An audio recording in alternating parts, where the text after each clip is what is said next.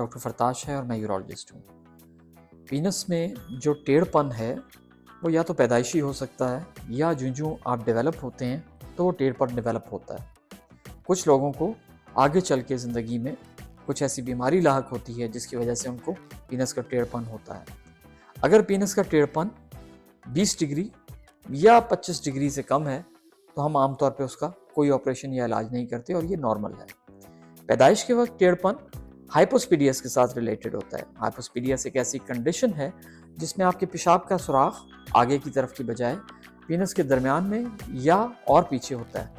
जितना ये सुराख पीछे होता है उसके साथ साथ ये पीनस में टेढ़पन का बायस भी बनता है और जब मरीज़ को होशियारी आती है तो उसका नफ्स आमतौर पे टेढ़पन की वजह से कर्व्ड या गोलाई की तरफ या नीचे की तरफ गोलाई में होता है।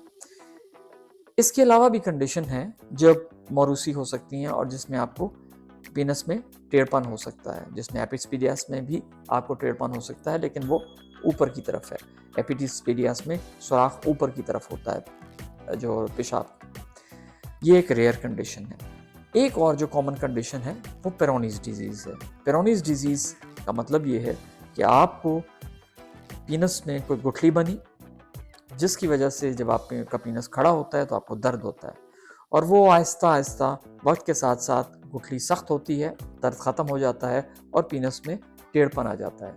कई दफ़ा ये टेढ़पन इतना शदीद होता है कि मरीज़ को मुबाशरत करने में शदीद मुश्किल होती है और इस बीमारी यानी पेरोनीज डिजीज़ की वजह से आपकी होशियारी भी मुतासर हो सकती है। याद रखें, अगर आपको टेढ़पन 20 डिग्री से कम है तो ये एक नॉर्मल चीज़ है और इसके लिए हम कोई ऑपरेशन नहीं करते।